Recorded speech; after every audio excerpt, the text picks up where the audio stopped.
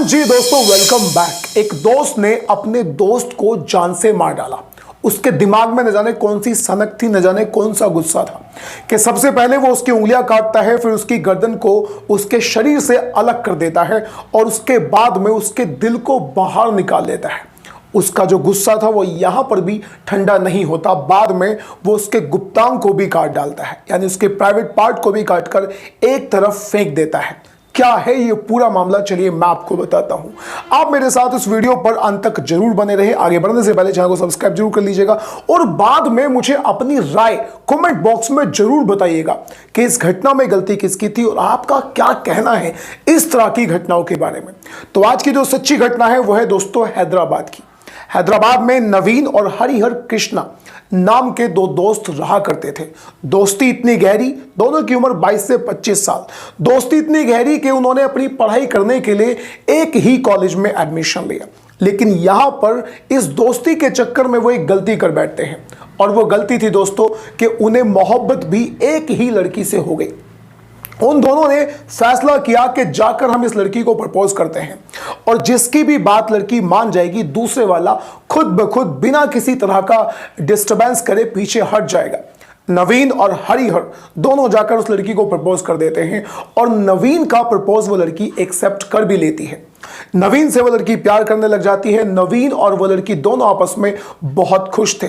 यहां पर हरिहर कृष्णा एकदम बिना किसी टाइप के इंटरफेयर के तुरंत पीछे हट जाता है। बहुत दिन तक इनकी दोस्ती अच्छी चलती रही। नवीन और उस लड़की यानी जो उसके साथ में जिसने उसका प्रपोजल एक्सेप्ट किया था, उन दोनों का प्यार भी अच्छा खासा चलता रहा।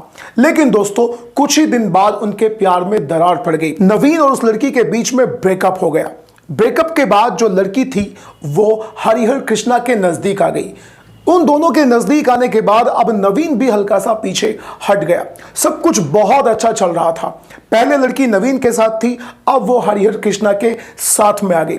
लेकिन दोस्तों अब यहां पर नवीन उस लड़की को बार बार मैसेजेस करने लगा, उसे बार बार कॉल करने लगा और उससे कहने लगा कि तुम वापस मेरी जिंदगी में आ जाओ। इस बात को सुनने के बाद जब लड़की ने हरिहर कृष्णा से इस बात को बताया तो नवीन को समझाने की हरिहर ने बहुत कोशिश करी।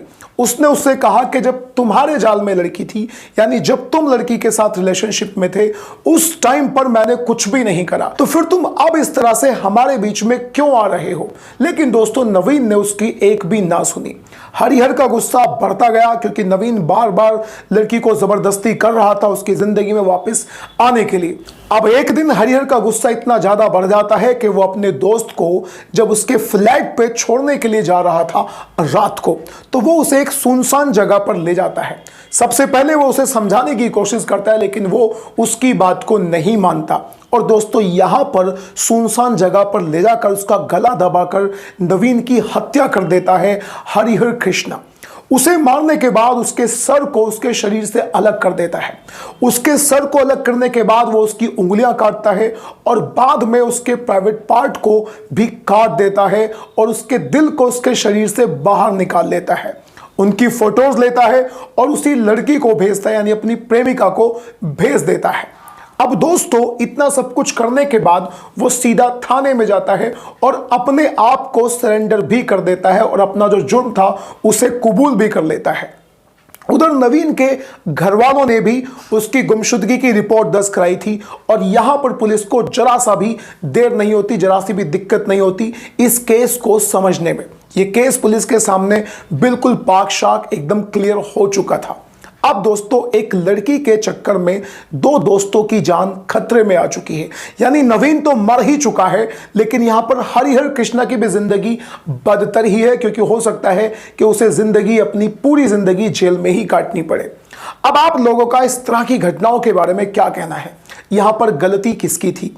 नवीन जो बाद में लड़की को छोड़ने के बाद भी नहीं माना, या फिर हरिहर की गलती थी कि उसका गुस्सा इतना ज्यादा बढ़ गया था कि उसने अपने दोस्त को ही मार डाला?